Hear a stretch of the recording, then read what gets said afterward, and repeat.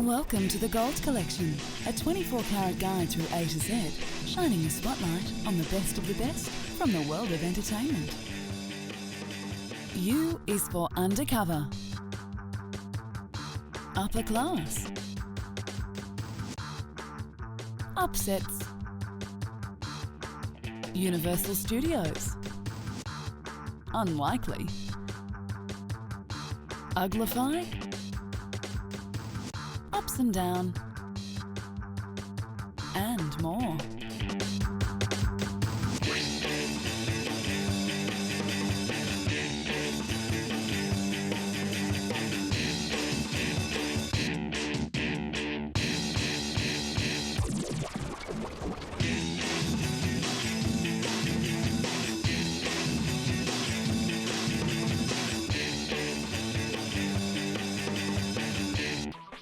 Today, the Gold Collection is brought to you by the letter U, and U is for Undercover. First, let's go deep undercover for the big screen remake of Miami Vice.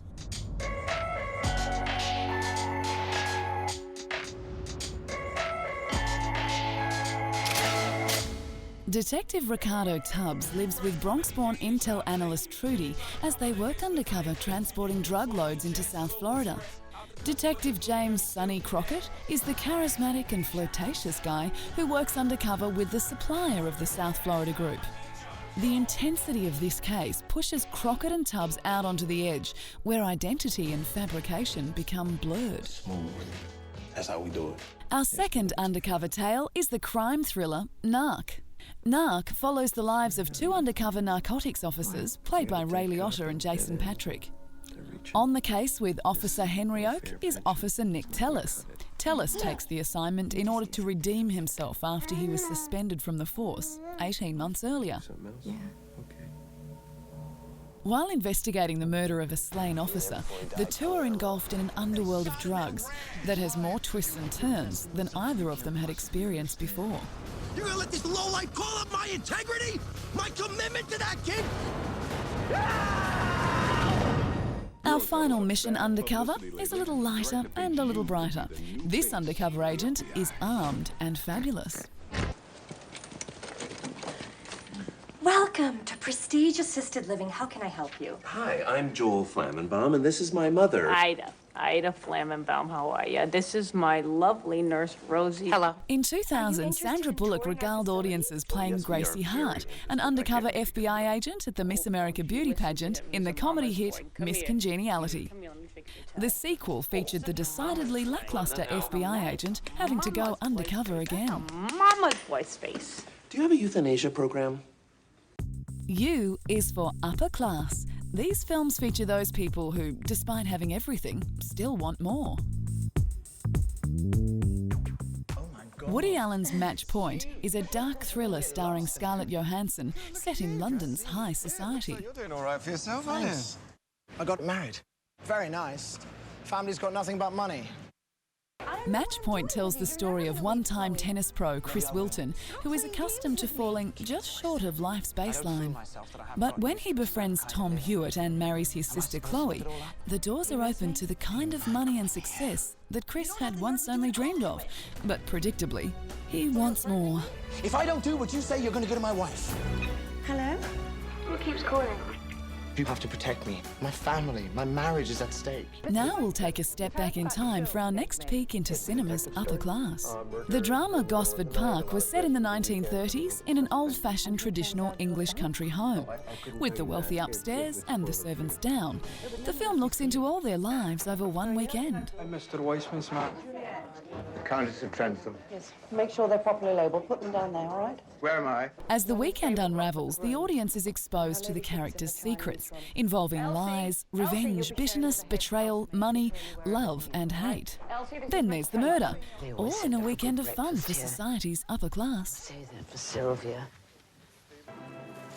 In What a Girl Wants, it's a vivacious 17-year-old girl who sets about loosening up her newly met, too proper upper-class British dad played by Colin Firth. I'm your daughter. You're not going to believe her. Daphne Reynolds grew up in New York City's Chinatown with her bohemian mother.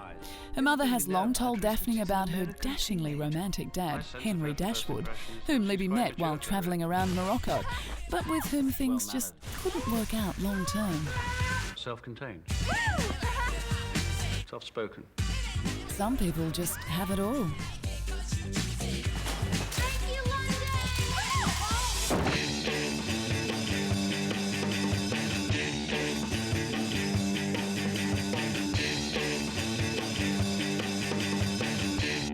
U is for upsets, and these award winners weren't analysts' favourites.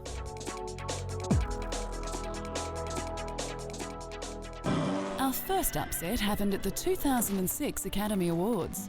In the lead up to the Oscars, Brokeback Mountain won multiple awards in the Best Film category, including a BAFTA, a Golden Globe, and multiple Critics' Choice Awards.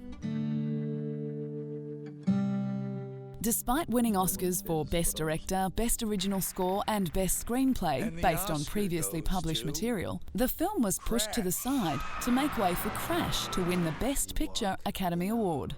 You brush past people, people bump into you.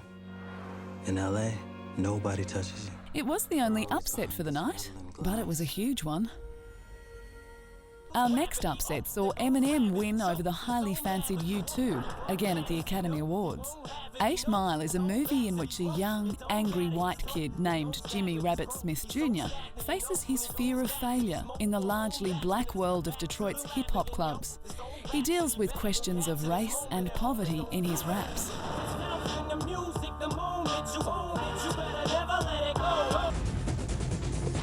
Eminem's rap won over the favourite U2 song The Hands That Built America from Gangs of New York, which won the Golden Globe earlier in the award season.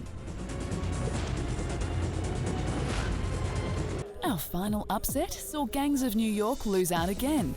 The 2003 Academy Award for Best Director was awarded to Roman Polanski for The Pianist.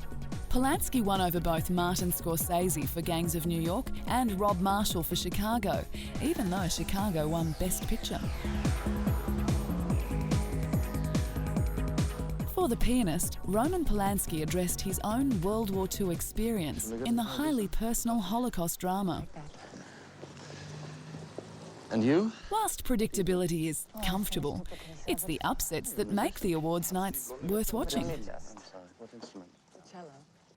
U is for Universal Studios.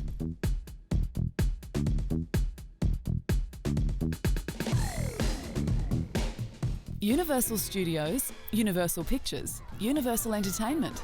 They're the studio behind the blockbuster films Frankenstein, Spartacus, To Kill a Mockingbird, American Graffiti, Jaws, and E.T. the Extraterrestrial, just to name a few.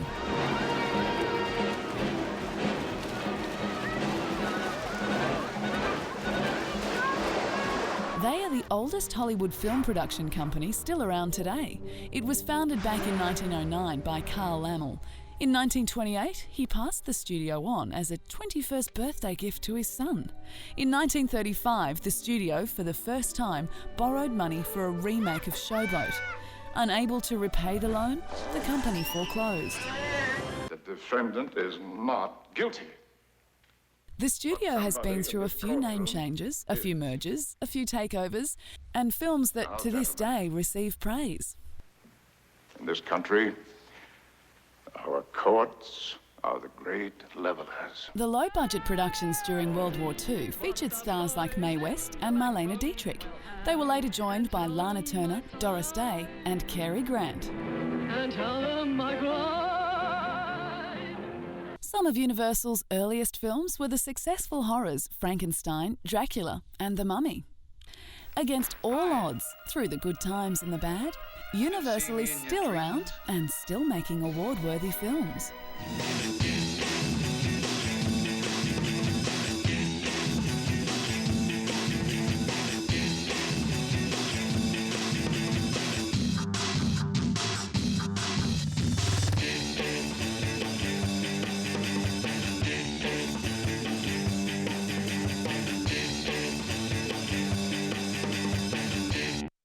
U is for unlikely. These performers are unlikely heroes, unlikely stars, yet all are award-winning performers. Our first unlikely star is William H. Macy. He may not be a Tom Cruise or a Brad Pitt lookalike, but his talent and choice of characters have him placed as one of the industry's best. William's reputation has gone from simply being an interesting character actor to stealing every scene he's in. His role in any movie demands attention. Yes. His most famous role is the used car salesman from Fargo, just one of his many lovable loser characters. In a place like this, I don't want to be taken advantage of. You understand? Our second unlikely star is Kathy Bates. Kathy is not particularly beautiful or perfect, yet she shines playing ordinary characters with unusual habits. People used to raise their eyebrows because I breastfed him until he was almost 5, and I say, well, you just look at the results. She even won herself an Academy Award for her role playing Annie Wilkes in the 1990 film Misery. Her scary performance had her character ranked number 17 on the American Film Institute's villains list. Unafraid to show real emotion when it comes to performing, Kathy, though unlikely, is a true star. Hallelujah! Our final unlikely star is Phillip Seymour Hoffman. Long lauded as a talented character actor, Hoffman won the Academy Award for Best Actor in 2006. He was honoured for his performance as American writer Truman Capote in Capote, the story of his best-known work. Two are upside down. The Oscar goes to Phillip Seymour Hoffman. His ability has impressed all, and this unlikely yet talented actor is considered one of the best. After all, films about everyday people require actors who look like everyday people. U is for Uglify. A bit of makeup, some prosthetics, and an extra few kilograms can make some of the most attractive celebrities look plain ugly. Our first uglified celebrity is Emma Thompson, who played the title character in Nanny McPhee. Nanny McPhee's appearance came complete with warts and just a single front tooth.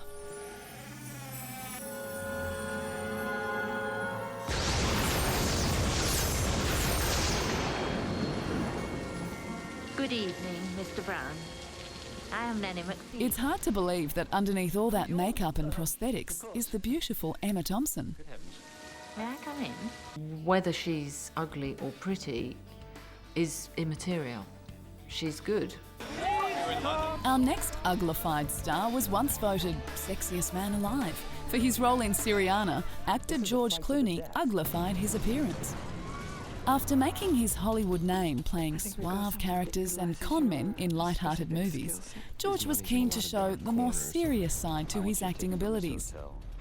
Clooney put on the extra weight required through a pasta-rich diet. He apparently drew the line at shaving his head for fear that his hair would not grow back. The performance won Clooney an Academy Award. Let them have my two dads. That doesn't mean that the Ayatollahs are surrendering one iota of control over that nation. Our final celebrity to cover their recognisably beautiful appearance is Nicole Kidman, who donned a larger nose for her performance in The Hours. Nicole Kidman played Virginia Woolf, who was struggling to write Mrs. Dalloway, her first great novel. In order to take on the part of the plain Jane Wolfe, Kidman surprised her producers by demanding to alter her appearance for the role. Along with lots of makeup, Kidman also sported a fake nose. And what happened when she was in the race for the Best Actress Oscar? It's not! It is mine! I'm dying in this town! Well, she won. By a nose. U is for ups and downs, because every performer has their highs and lows. Who could forget John Travolta's blockbusters Grease and Saturday Night Fever in the late 70s? Those same people couldn't forget Pulp Fiction in the early 90s. Unfortunately, no one can remember what John was in between those movies. Royale with cheese. Royale with cheese. That's right.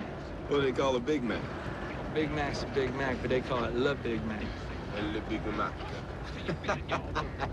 Like sands through the hourglass, these are the ups and downs of John Travolta's life. Let's not forget the talented Halle Berry, who jumped from being an Academy Award winner to a Razzie recipient. Halle's career resembles something of a roller coaster ride. Sometimes she's at the top having the time of her life, and other times she's plummeting towards the bottom with an overwhelming feeling of nausea.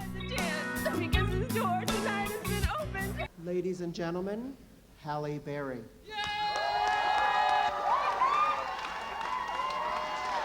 From Monsters Ball to Catwoman, a hit and a miss.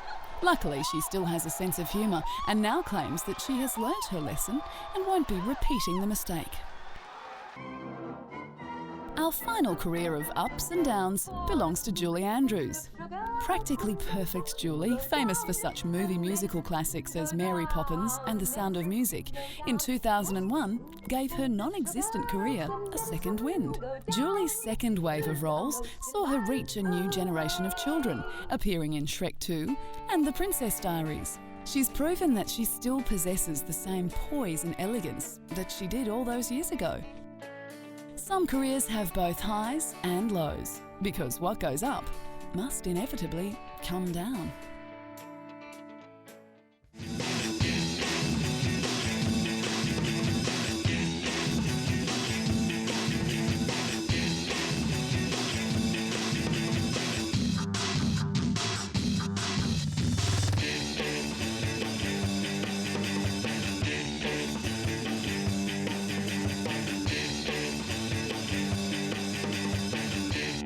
U is for underwhelming, which describes how these box office flops felt upon release. The lackluster Stealth was set in the near future. Stealth is a fighter jet developed by the Navy and piloted by an artificial intelligence computer. The jet is placed on an aircraft carrier in the Pacific to learn combat maneuvers from the human pilots aboard. I bow down before the superiority of the opposite sex. But when the computer develops a mind of its own, it's the humans who are charged with stopping it before it incites a war. He's going rogue. I'm taking fire. Must engage. Situation is critical. While the plot may have inspired a film, it failed to inspire anyone to see it, leaving Stealth underwhelmed. Another underwhelming film was George Clooney's Solaris. At the American box office, the film made only $15 million and received mixed reviews. The science fiction drama, based on the 1961 novel by Polish author Stanislaw Lem, is both a love story and a thrilling exploration of human consciousness. If you can understand anything. What about your visitor? The one that you're so ready to destroy without hesitation. The film's director, Steven Soderbergh, was quoted as saying that if the audience don't like the first 10 minutes of the film, then they might as well leave. Audiences must have heard this and decided to just keep away. Our final underwhelming film is Vin Diesel's The Chronicles of Riddick. Every last human life, unless they can be stopped. The Chronicles of Riddick was a bigger, more ambitious film than its predecessor Pitch Black, and despite convincing Judi Dench to come on board, the film ultimately fell short. Who the hell are you?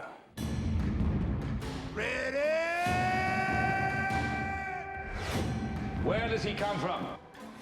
Who are his people? The Chronicles of Riddick game outsold the actual film. No wonder it felt underwhelmed. Stay in the shadow of the mountain. Don't wait for me, run! U is for UN ambassadors, because it's far better to do deeds for others.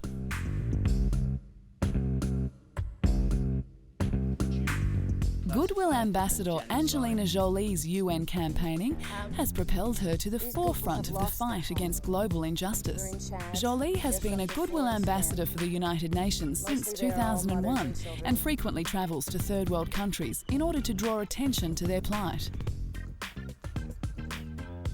Both of Angelina's adopted children, her son Maddox and daughter Zahara, are from third world countries. In 2005, Angelina was awarded the Global Humanitarian Award by the United Nations Association. They honour Jolie for her work as a Goodwill Ambassador for the UN High Commissioner for Refugees. UNICEF Goodwill Ambassador is former James Bond star Sir Roger Moore. Roger was introduced to UNICEF by Audrey Hepburn and was appointed a Goodwill Ambassador in 1991. Over the years, he has visited UNICEF projects in Costa Rica, Mexico and Indonesia. He has also travelled extensively to support the activities of UNICEF national committees, which are responsible for fundraising in industrialised countries around the world. This is one Bond actor who is doing his best to save the world when not in character. Jackie Chan takes his role as a Goodwill Ambassador for the UN seriously. The action movie star took no time to embark on a tour of Cambodia after his appointment, visiting AIDS patients. The United Nations hope that Chan's huge popularity in Asia will help raise the awareness about the AIDS virus, which is a growing problem in the region. These celebrities have chosen to do what they can to save the lives of children in developing countries, while at the same time making the rest of humanity aware of their stories. U is for Unplugged. It's the same music, without any power. R&B singer Alicia Keys officially became unplugged in 2005. It just felt so natural to do this Unplugged album, and it's so much my style. It's what I do. 90% of the year is performing for me, you know what I mean? And I love it. Keys was featured on the premiere episode of the revamped MTV Unplugged series. Filmed in New York City, Unplugged had Keys performing some of her greatest hits.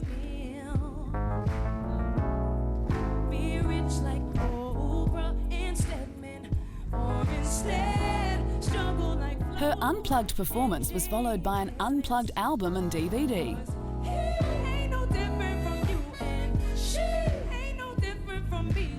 With 19 albums and a string of hits under his belt, Bruce Springsteen showed no signs of slowing as he took the stage at London's Royal Albert Hall and performed Unplugged. When I look into your eyes,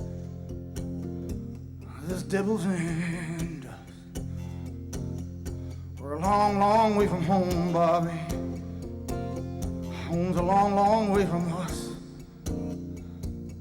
Affectionately nicknamed the Boss, Springsteen has long championed patriotic causes and says he's eminently fascinated by the concept of the American dream, as seen by his 1980s classic, Born in the USA. Just a stranger, lived in a hotel downtown. When I was a kid, he was just somebody I'd see around. That's all we've got time for. Next time on The Gold Collection, we'll veer towards the letter V.